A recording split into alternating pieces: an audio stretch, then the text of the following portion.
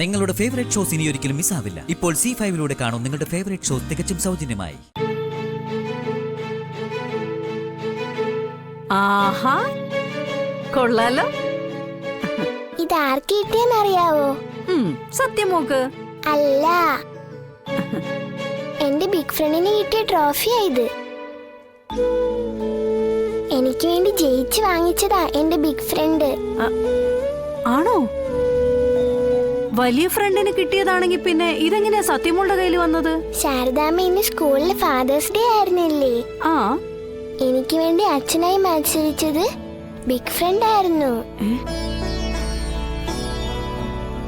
എനിക്ക് അച്ഛനില്ലാത്തോണ്ട് അച്ഛന്റെ സ്ഥാനത്ത് മത്സരിച്ചത് ബിഗ് ഫ്രണ്ടാ, എന്റെ ബിഗ് ഫ്രണ്ട്.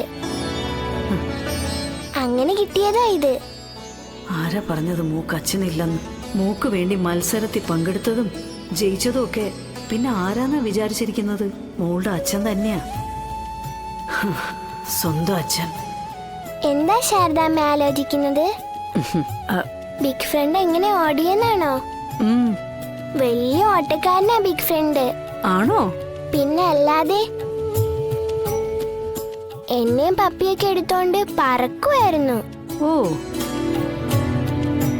ടീച്ചർ വരെ ഞെട്ടിപ്പോയി. കൊള്ളാലോ.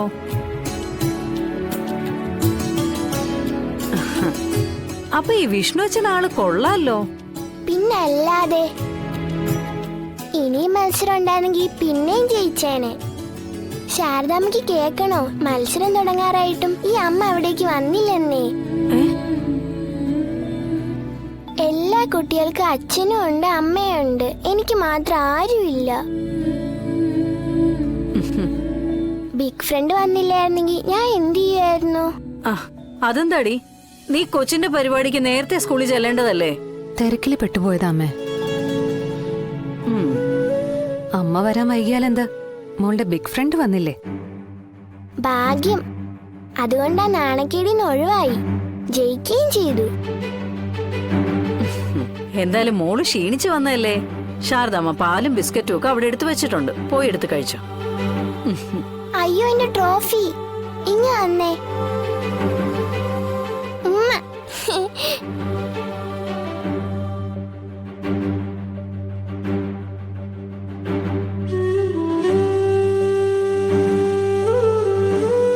ഇന്ന് സത്യ ആ ട്രോഫിയും കെട്ടിപ്പിടിച്ചേ കിടക്കുള്ളൂന്ന് തോന്നുന്നു. അച്ഛന്റെ സ്ഥാനത്ത് നിന്ന് അച്ഛൻ തന്നെ കൊടുത്തതല്ലേ. ആ ട്രോഫിക്ക് അവളൊരു വിലയിട്ടിട്ടുണ്ട്. ആ വില കൊടുക്കാൻ നിനക്കോ എനിക്കോ കഴിയില്ല, വിഷ്ണുവിന് മാത്രമേ കഴിയൂ. അച്ഛനെ കാണണമെന്നുള്ള അവളുടെ ആഗ്രഹം കാണുമ്പോ വല്ലാത്തൊരു വിഷമം. അവിടെ ഫാദേഴ്സ് ഡേ ആയിട്ട് അമ്മമാരെങ്ങനെ മത്സരത്തിൽ പങ്കെടുക്കുന്ന ചിന്തയിൽ തന്നെയാമ്മ ഞാൻ അവിടെ ചെന്നത്. അവിടെ അച്ഛന്റെ സ്ഥാനത്ത് നിന്ന് സത്യക്ക് ട്രോഫി വാങ്ങിക്കൊടുത്ത വിഷ്ണുവേട്ടനെ കണ്ടപ്പോ ഞാൻ തകർന്നു പോയമ്മേ. ഈ കാലചക്രം തിരിയുന്നതിനെ ഒരുപാട് അർത്ഥങ്ങളുണ്ട് മോളെ. അതിൽ ഇന്നത് നടക്കും, ഇന്നതേ നടക്കാവൂ എന്നൊക്കെ എഴുതി വച്ചിട്ടുണ്ട്. അതനുസരിച്ച് ആട്ടം ആടുന്ന വെറും കോലങ്ങളാ നമ്മളൊക്കെ. ഡൗൺലോഡ് ചെയ്യൂ C5 ആപ്പ്. കാണൂ എല്ലാ എപ്പിസോഡുകളും സൗജന്യമായി.